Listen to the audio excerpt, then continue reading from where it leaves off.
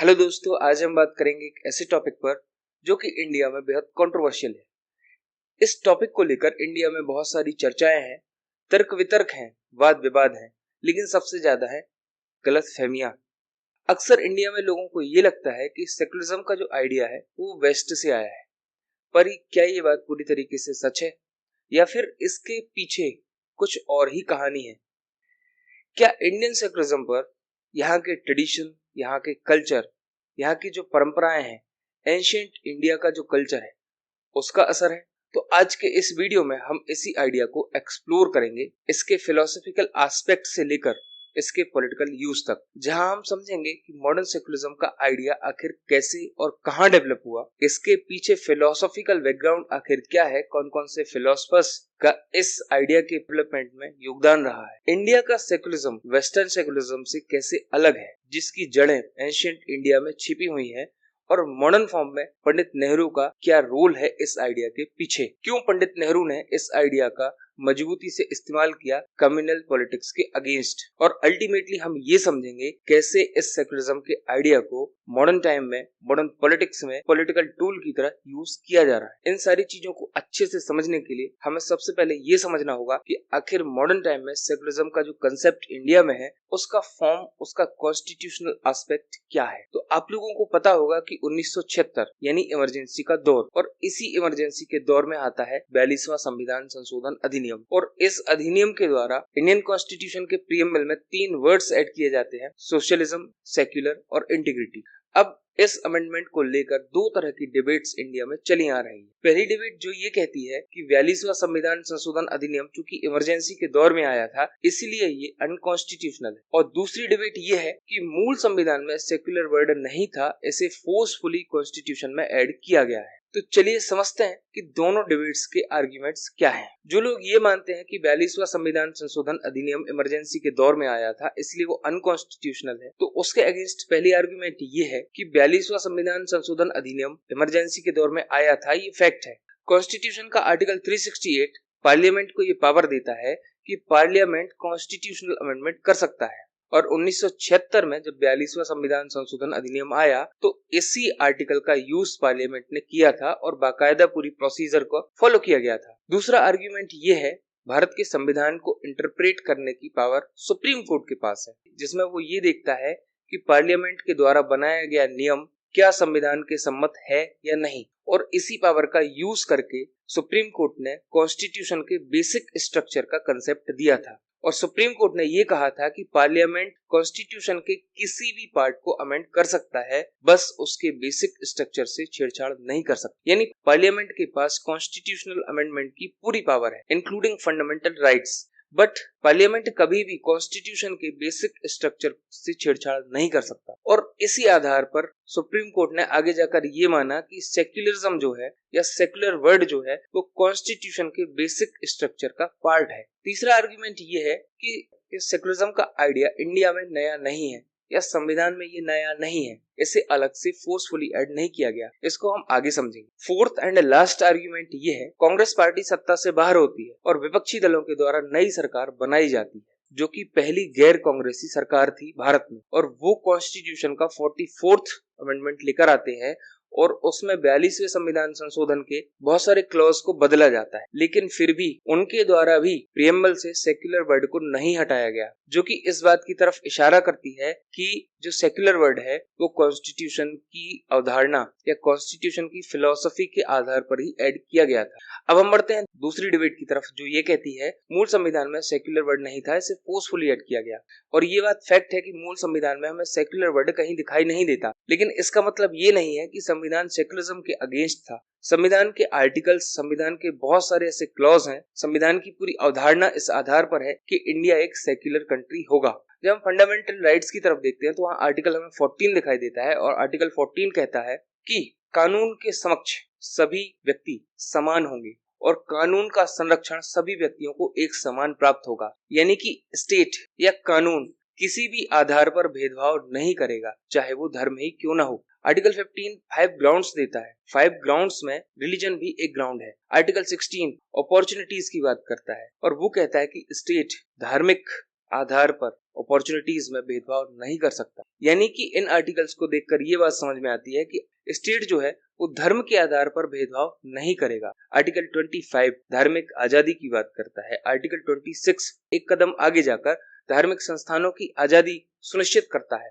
Article 29 और 30 minority rights और minority protection की बात करती है। और माइनॉरिटी का मतलब वो नहीं जो आज बताया जा रहा है, यानी कि माइनॉरिटी इंडिया में सिर्फ एक ही कम्युनिटी नहीं है, इंडिया में बहुत सारी कम्युनिटी माइनॉरिटीज की कैटेगरी में रखी गई है। अब हम आगे समझते हैं कि सेकुलरिज्म का मॉडर्न फॉर्म कहाँ से आया, ये कैसे डेवलप हुआ और इसके पीछे क्या फिलोसॉफिकल बैकग्राउंड था। तो सेकुलरिज्म के इस आइडिया को समझने के पहले हमें हिस्टोरिकल एनालिसिस करना होगा। देखिए, मॉडर्न सेकुलरिज्म का जो फॉर्म है वो यूरोप में डेवलप हुआ, और यूरोप में जो सेकुलरिज्म का मीनिंग है वो है स्टेट और रिलीजन। स्टेट और चर्च दोनों सेपरेट होंगे, दोनों के बीच में काफी डिफरेंस होगा, दोनों को क्लियरली डिफाइन किया जाएगा। अब इसकी शुरुआत कहाँ से होती है, उसके लिए हमें मेडिवल यूरोप को समझना होगा। मेडिवल यूरोप को एक डार्क एज का फेज कहा जाता है। ये लगभग 1000 साल चलता है। क्या है ये डार्क एज? इसकी शुरुआत कहाँ से होती है? इसकी शुरुआत होती है जब रोमन एम्पायर क्रिश्चियनिटी को अपना ऑफिशियल रिलीजन डिक्लेयर करता है। इसके पहले क्या था कि जो जीसस क्राइस्ट का बर्थ होता है, यानी कि आज से 2000 साल पहले, जहां हम फर्स्ट एडी से काउंट करते हैं, तो जीसस क्राइस्ट के पहले रोमन रिपब्लिक था, और रोमन रिपब्लिक में बहुत सारे ग्रीक आइडियाज चलते थे। ग्रीक आइडियाज मतलब rational thinking, critical thinking, logical thinking थी। यानी कि ग्रीक गोल्डन एज, एक आप लोगों ने टाइम पीरियड को सुना होगा, ग्रीक गोल्डन एज कहते हैं। सोक्रेटिस, प्लेटो और अरस्तु का दौर, philosophy, art and culture, history, ये सारी चीजों में इसको ग्रीक गोल्डन एज कहा जाता है।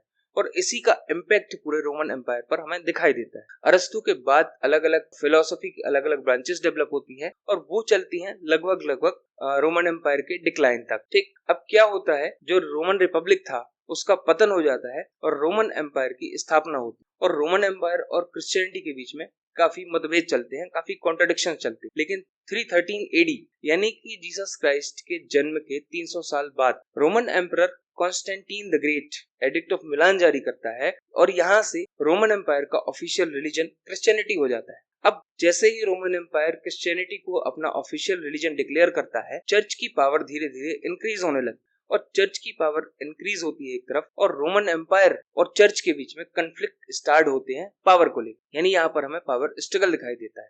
किस चीज को लेकर? एजुकेशन सिस्टम कैसा होगा, एथिकल लॉज कैसे होंगे। मोनार्की का यही कंसेप्ट था। इसके पहले जो एम्परर होता था उसे गॉड का रिप्रेजेंटेटिव माना जाता था। हर जगह राजा को गॉड का रिप्रेजेंटेटिव माना जाता था, और उसके पास डिवाइन राइट था लोगों के ऊपर रूल करने का। राजा के पास जो पावर होती थी वो सेंट्रलाइज्ड होती थी। हर सब्जेक्ट पर राजा ही लॉ बनाता था, हर सब्जेक्ट पर राजा ही जजमेंट देता था। अब क्या होता है कि रोमन एम्पायर और चर्च दोनों लगभग समानांतर हो जाते हैं, दोनों लगभग एक से हो जाते हैं। यहाँ से हमें पावर स्ट्रगल दिखाई देगा। एथिकल लॉज कैसे होंगे, धर्म के बारे में जो पावर है वो चर्च के पास होगी या एम्परर के पास होगी। जो एम्परर है वो सच में गॉड का रिप्रेजेंटेटिव है या फिर चर्च जो है वो गॉड का रिप्रेजेंटेटिव है। तो इस तरीके की बहुत सारी, एजुकेशन सिस्टम कैसा होगा, एडमिनिस्ट्रेशन सिस्टम कैसा होगा, रिलीजियस बिलीफ्स कैसे होंगे, और सबसे बड़ी बात यह है कि जो रिलीजियस बिलीफ्स के जो अगेंस्ट जाएंगे उसके खिलाफ क्या रिएक्शन होना चाहिए, या उसके लिए क्या पनिशमेंट्स होनी चाहिए। देखो, जब भी हम मेडिवल टाइम की बात करते हैं तो वहां पर हमें रिलीजियस फ्रीडम जैसा कोई भी कंसेप्ट दिखाई नहीं देगा, खास करके यूरोप में। आज बहुत सारे लोगों को इंडिया में ये लगता है कि मेडिवल टाइम पीरियड बहुत ही हम कह सकते हैं कि रिजिड था। ऐसा नहीं है, इंडिया में ऐसा नहीं। यूरोप की जब हम बात करते हैं तो हमें बहुत ज्यादा रिजिडनेस दिखाई देती। सेंट ऑगस्टीन जैसे फिलोसोफर ये कहते हैं कि धर्म त्यागने वाला जो भी व्यक्ति है उसको मृत्यु दंड दिया जाना चाहिए। तो इस तरीके के रेडिकल आइडिया जो थे वो मेडिवल यूरोप में हमें दिखाई देते। अब ये जो कन्फ्लिक्ट था, ये जो पावर स्ट्रगल था, ये सबसे पहले इसकी शुरुआत होती है पोप और एम्परर के बीच में। 496 एडी तक आते आते ये जो टकराव था, ये जो अंतर्विरोध था, ये स्टेट वर्सेस चर्च का रूप धारण कर लेता है। क्योंकि इस दौर में, अब एक चीज और समझो, यहाँ पर हमें दो सिस्टम पैरेलल दिखाई देंगे। मैंने आपको बताया एम्पायर और चर्च, अभी भी सबसे ऊपर था रोमन एम्पायर, उसके बाद चर्च का एक सिस्टम था। सबसे पहले था रोमन एम्पायर का सिस्टम, उसके नीचे था चर्च का सिस्टम। जैसे ही रोमन साम्राज्य का पतन होता है, सबसे ऊपर हमें दिखाई देगा चर्च का सिस्टम। चर्च के पास एक पूरा सिस्टम था चर्च के पास बहुत सारे राइट्स थे, चर्च के पास बहुत सारी पावर थी और चर्च के पास पूरा सिस्टम था। यानी कि बहुत सारे चर्च थे, अलग अलग प्लेसेस पर बहुत सारे चर्च थे, उनके जो अधिकारी होते, बिशप वगैरह जो होते थे वो थे। तो धीरे धीरे रोमन एम्पायर के डिक्लाइन के साथ ही यूरोपियन वर्ल्ड में क्या होता है, कैओस क्रिएट हो जाता है, लगातार वॉर, इकोनॉमिक डिक्लाइन, पूरा एडमिनिस्ट्रेशन कोलैप्स कर जाता है। तो इससे एक प्रकार का कैओस क्रिएट होता है, अराजकता क्रिएट होती है, लोग धर्मांधता की तरफ मुड़ जाते हैं, लोग चर्च की तरफ देखने लगते हैं। लोगों को अब सहारा था ईश्वर का, और जो ईश्वर का, जो गॉड का रिप्रेजेंटेटिव है वो है चर्च। तो लोग धीरे धीरे चर्च की तरफ बढ़ने लगते हैं, लोगों के बिलीफ सिस्टम चर्च की तरफ झुकने लगते हैं। और इसका पीक हमें दिखाई देता है 1076 एडी में, जब pope Gregory 7 German emperor Henry 4 को एक्सकम्युनिकेट कर देते हैं। इसके पीछे रीजन ये था कि जर्मन एम्परर हेनरी 4 था, वो बिशपों की नियुक्ति करता है और एक प्रकार की धार्मिक सहिष्णुता की जो अवधारणा थी उसको बनाए रखने का प्रयास करता है। पोप ने इस चीज को रिस्ट्रिक्ट करके रखा था और उसके रिस्ट्रिक्शन के बावजूद भी हेनरी 4 ये काम कर देता है। और पोप क्या करता है, उसको एक्सकम्युनिकेट कर देता है। और सबसे बड़ी बात यह है कि पूरी जनता का समर्थन पोप की तरफ शिफ्ट हो जाता है और हेनरी 4 को माफी मांगनी पड़ती है। यहाँ पर हमें दिखाई देगा कि चर्च एक प्रकार से सुप्रीम पावर है, इवन स्टेट के ऊपर यहाँ पर हमें चर्च दिखाई देगा। चर्च अपनी ये ड्यूटी मानता था कि लोगों पर धार्मिक विश्वास थोपे जाएं। ये पूरा का पूरा दौर चर्च वर्सेस स्टेट के कॉन्फ्लिक्ट के रूप में जाना जाता है। लेकिन धीरे धीरे सिचुएशन चेंज होती है, कहीं ना कहीं अरस्तु की एंट्री होती है सेंट थॉमस एक्वाइनस के टाइम पीरियड में। ये सारी चीजें फिलोसफी की हैं, मैं आपको आगे समझाऊंगा। लेकिन 16th सेंचुरी में पहला सेटबैक आता है चर्च के लिए, जब कैल्विन लीडर्स सामने आते हैं और प्रोटेस्टेंट धारा इमर्ज होती है। इन लोगों का ये मानना था कि धर्म जो है वो स्टेट का एक टूल है, स्टेट का एक एसेंशियल एलिमेंट है। लेकिन यहाँ धार्मिक आजादी या धार्मिक स्वतंत्रता की बात अभी भी नहीं होती है। बट प्रोटेस्टेंट क्या करते हैं, चर्च की ऑटोनॉमी की बात करते हैं, धार्मिक मान्यताओं का समर्थन करते हैं और विधर्मियों के लिए एक मजबूत कानून की वकालत करते हैं। इससे क्या होता है, क्रिश्चियनिटी और ज्यादा कॉम्प्लेक्स होती चली जाती है। लेकिन यही वो दौर था जहाँ पर हमें साइंटिफिक डेवलपमेंट देखने मिलता है, जहाँ पर हमें ज्योग्राफिकल एक्सपांशन देखने मिलता है। यानी कि बहुत सारी ज्योग्राफिकल डिस्कवरीज हो रही थी, मैपों का निर्माण हो रहा था। और आप लोगों ने नाम सुना होगा गैलीलियो। गैलीलियो आकर बाइबल की सबसे बड़ी थ्योरी रिजेक्ट करता है और वो कहता है कि अर्थ जो है वो सोलर सिस्टम का, या अर्थ जो है वो पूरी दुनिया का केंद्र नहीं है, सन केंद्र है, सूर्य केंद्र है। इस सिस्टम के केंद्र में सूर्य है और अर्थ उसका क्या करती है, चक्कर लगाती है। ठीक, अब गैलीलियो का जो ये आइडिया था ये चर्च के अगेंस्ट था और इस आइडिया को लेकर उसको काफी सफर करना पड़ता है। लेकिन इस दौर में हमें बहुत सारे साइंटिफिक डेवलपमेंट्स दिखाई देते हैं, बहुत सारे फिलोसफर्स आते हैं, जैसे माकियावेली हो गया, जैसे फ्रांसिस बेकन हो गया। ये एम्पिरिसिस्ट थे और एक प्रकार से ये साइंटिफिक डेवलपमेंट का रास्ता खोलते हैं। धीरे धीरे हमें पुनर्जागरण का दौर दिखाई देता है और 1648 में पीस ऑफ वेस्टफेलिया का दौर आता है, जब स्टेट और रिलीजन को सेपरेट कर दिया जाता है।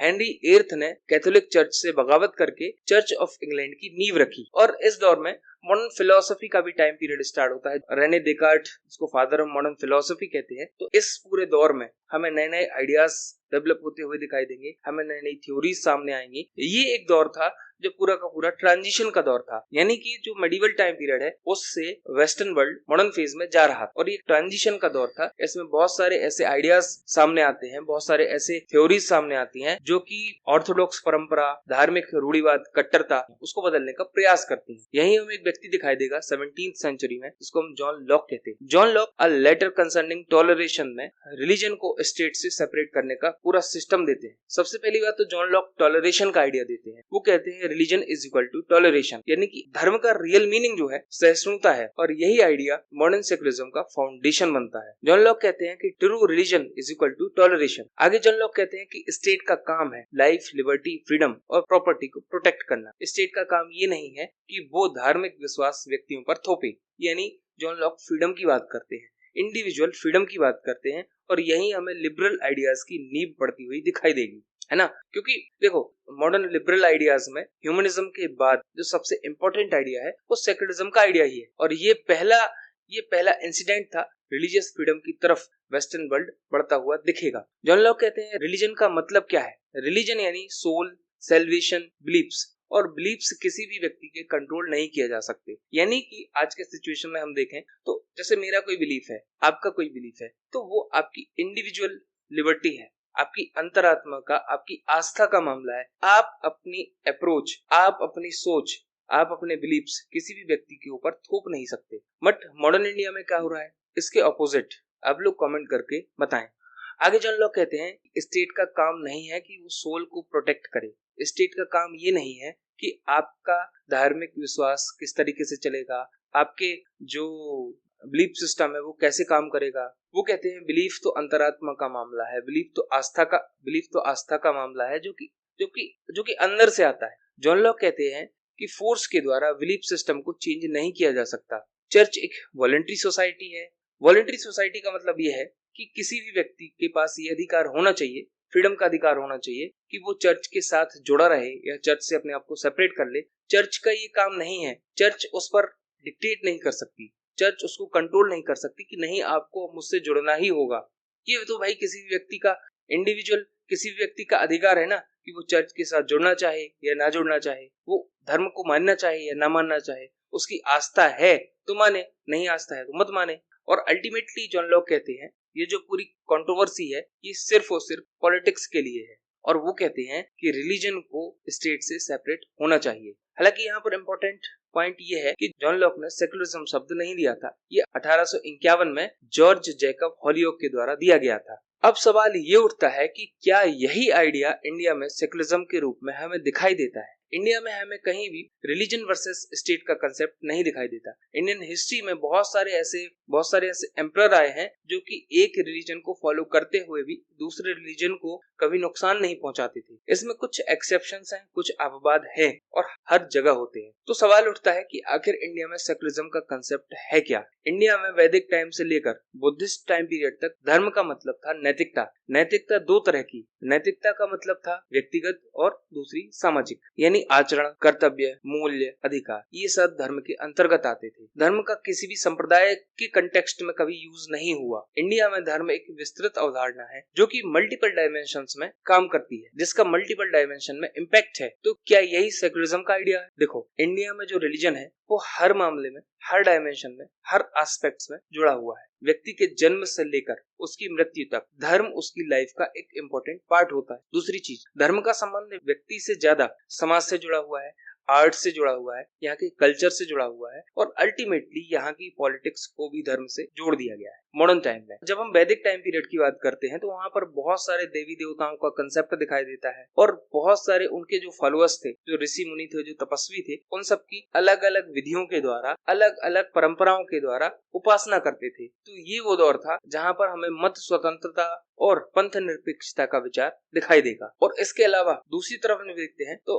हमारे यहाँ फिलोसफीज, अलग अलग फिलोसफीज एक साथ डेवलप हुई, जहाँ हम आस्तिक दर्शन भी देखते हैं, नास्तिक दर्शन भी देखते हैं। हमारे इंडिया में तो मटेरियलिज्म जैसी फिलोसफी भी बहुत अच्छे से डेवलप हुई। अब देखो, इंडिया में नास्तिक और आस्तिक का कंसेप्ट बहुत अलग है। अगली वीडियो में इसी नास्तिक और एथीज्म और अनिश्वरवाद का जो कंसेप्ट है उसी पर होगी। तो यहाँ पर हम जो षड दर्शन देखते हैं जो कि आस्तिक दर्शन की कैटेगरी में आते हैं, उसमें भी हमें दो दर्शन ऐसे दिखाई देते हैं जो अनिश्वरवादी है। ये सारी चीजें मैं समझाऊंगा नेक्स्ट वीडियो में। कुल मिलाकर हम कह सकते हैं कि इंडिया में धार्मिक संवाद, धार्मिक उत्थान के रूप में स्वीकार किया गया है। बहुत सारे ऐसे राजा हमें दिखाई देंगे कि जो सत्ता में होते हुए किसी एक धर्म को प्रोटेक्ट कर रहे हैं, किसी एक धर्म को संरक्षण दे रहे हैं, लेकिन उसी दौर में हमें दूसरे धर्म भी अस्तित्व में दिखाई देंगे। जैसे हम अशोक की बात करते हैं, अशोक के टाइम पर बुद्धिज्म का बहुत ज्यादा इन्फ्लुएंस था, बहुत ज्यादा प्रसार हुआ, अशोक ने खुद प्रसार किया। लेकिन उसी दौर में ऐसा नहीं है कि जैनिज्म की फिलोसफी, वेदांतिक फिलोसफी खत्म हो गई हो। वेदांतिक फिलोसफी भी उसी दौर में कहीं ना कहीं अच्छे से डेवलप हो रही थी। नई नई फिलोसफीज, नए नए आइडियाज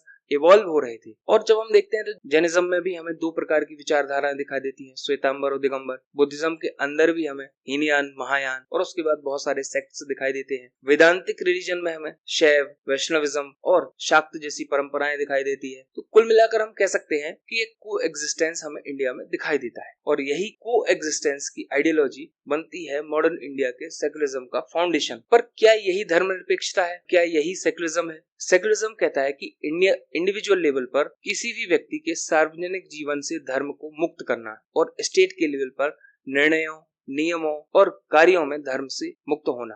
तो क्या सेकुलरिज्म के इस आइडिया के बेसिस पर इंडिया को एक सेक्युलर कंट्री कहा जा सकता है? इंडिया के एंशिएंट ट्रेडिशन को, इंडिया के एंशिएंट कल्चर को, इंडिया की एंशिएंट आइडियोलॉजी को फॉलो करते हुए पंडित नेहरू अपनी किताब द डिस्कवरी ऑफ इंडिया में लिखते हैं कि सनातन का अर्थ है एंशिएंट रिलीजन, जिसको इंडिया के किसी भी प्राचीन धर्म पर लागू किया जा सकता है, इंक्लूडिंग बुद्धिज्म और जैनिज्म। लेकिन इसे आज हिंदुओं के कुछ ऑर्थोडॉक्स सेक्शंस के द्वारा मोनोपोलाइज्ड किया जा रहा है, जिन्हें ये लगता है कि वही एंशिएंट कल्चर के फॉलोअर हैं। नेहरू की समझ सेकुलरिज्म को लेकर बड़ी गहरी थी, उनके आइडियाज से, उनके विचारों से, और सबसे बड़ी बात, भारत की आजादी के बाद कम्युनल पॉलिटिक्स के अगेंस्ट जो उनका वर्क था, जो उनका स्टैंड था, वो उनको यूनिक कैटेगरी में खड़ा करता है। नेहरू कहते हैं कि बुद्धिज्म और जैनिज्म वैदिक कल्चर का पार्ट ना होते हुए भी इंडिया के कल्चर का, यहाँ की फिलॉसफी का, यहाँ की लाइफ का इंटीग्रल पार्ट है। आगे वो लिखते हैं कि इसके अलावा इंडिया में बहुत सारी परंपराएं, बहुत सारे विचार एक साथ पनपे। आगे नेहरू लिखते हैं कि इंडिया पर इस्लामिक कल्चर का भी इम्पैक्ट है, लेकिन इंडियन कल्चर उसको एब्जॉर्ब करता है और अपने रूप में, अपने स्वरूप में मौजूद रहता है। वो हिंदुइज्म को डिफाइन करते हैं और कहते हैं कि हिंदू धर्म आस्था के रूप में अस्पष्ट, अनिश्चित और बहुआयामी है, जो सभी के लिए सर्वमान्य है। इसे परिभाषित करना या यह कहना कि सामान्य अर्थों में ये धर्म है या नहीं है लगभग असंभव है। लेकिन इसकी मूल भावना वही है कि जियो और जीने दो, क्योंकि हिंदुइज्म में शुरुआत से ही कॉन्ट्रडिक्शंस रहे हैं। लेकिन कॉन्ट्रडिक्शंस का मतलब ये नहीं है कि वो एक दूसरे को क्षति पहुंचाएं। कॉन्ट्रडिक्शंस हमेशा ही इंडिया में डेवलपमेंट का एक पार्ट रही है। जब इंडिया में बात करते हैं शंकराचार्य की, अद्वैत वेदांत, इंडियन फिलॉसफी में सर्वश्रेष्ठ दर्शन, तो शंकराचार्य ने बहुत सारे लोगों से, अलग अलग विचारों के समर्थकों से, मीमांसकों से, यानी मंडन मिश्र तो एक मीमांसक थे ना, और कुमारिल भट्ट के शिष्य थे। और हमें यहाँ पर शंकराचार्य और मंडन मिश्र के बीच में शास्त्रार्थ दिखाई देता है। हम कह सकते हैं कि भारतीय जो परंपरा रही है, भारत की परंपरा शास्त्रार्थ, वाद विवाद, संवाद, इसी से ही सृजित हुई है और इसी से ही क्रोनोलॉजिकली डेवलप हुई है। ये हम कह सकते हैं कि एवोल्यूशन है ना। ये बिलीफ सिस्टम का, हमारे रिलीजियस सिस्टम का, हमारे सोशल सिस्टम का, मोरल सिस्टम का, ड्यूटीज का एवोल्यूशन हुआ है। जब हम उपनिषदों की बात करते हैं तो उपनिषद तो सारे के सारे प्रश्नोत्तर शैली में ही है ना। हर चीज पर क्वेश्चन किया गया, फिर उसका आंसर दिया गया, फिर उसका क्वेश्चन रिपीट किया गया, फिर उसका आंसर दिया गया। तो यहाँ पर इंडिया में एक यूनिक चीज दिखाई देती है कि यहाँ पर जो धर्म है वो बहुआयामी है, मल्टी डायमेंशनल है, और हर एक व्यक्ति की लाइफ के अलग अलग डायमेंशन में टच करता है। यानी कि हमारी लाइफ का धर्म एक ऐसा हिस्सा है जो सभी डायमेंशन को प्रभावित करता है, चाहे वो व्यक्ति का जन्म हो, चाहे उसकी डेथ हो, और बर्थ और डेथ के बीच की जो जर्नी है उसका धर्म एक इम्पोर्टेंट पार्ट होता है। तो लेकिन मॉडर्न टाइम में इस रिलीजियस कंसेप्ट का पॉलिटिकल टूल के रूप में यूज किया जा रहा है, और इसका इम्पैक्ट ये हो रहा है कि जो इंडिया में रिलीजियस सिस्टम है, जो बिलीफ सिस्टम है, वो कंजर्वेटिव होता जा रहा है, यानी कि एक रिजिड फॉर्म में कन्वर्ट होता जा रहा है, या इसको किया जा रहा है। जैसे कि आज सेकुलरिज्म का जो आइडिया है उसको वेस्टर्न आइडिया के रूप में रिप्रेजेंट करना, और ये मानना कि जैसे जब किसी व्यक्ति के पास लॉजिकल आर्ग्यूमेंट नहीं होते, आपके क्वेश्चन का लॉजिकल आंसर नहीं होता, तो वो आपको सेक्युलर कह देता है, और सेक्युलर कहने के बाद आपको उस टर्म के समर्थक के रूप में गिल्टी फील करवाया जाता है। यानी कि सेक्युलरिज्म तो हमारी आइडियोलॉजी का, हमारे कल्चर का एक पार्ट है, बट मॉडर्न टाइम में उसको ऐसे रिप्रेजेंट किया जा रहा है कि आप कहीं ना कहीं हमारे रिलीजन के विरोधी हो, हमारी मान्यताओं के, हमारे कल्चर के विरोधी हो। क्या ये सही है? क्या सेक्युलरिज्म का जो आइडिया है वो प्योरली इंडिया के कल्चर का, इंडिया के ट्रेडिशन का एक पार्ट है?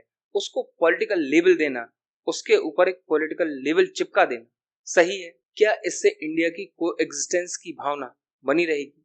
क्या इंडिया के बहुदेव की, प्लूरलिज्म की भावना इंडिया की बनी रहेगी? इंडिया के इतिहास आप उठाकर देख लो, इंडिया के धार्मिक ग्रंथ आप उठाकर देख लो, इंडिया की फिलोसफीज देख लो, वहां पर हमें कोएग्जिस्टेंस और प्लूरलिज्म की भावना दिखाई देती है।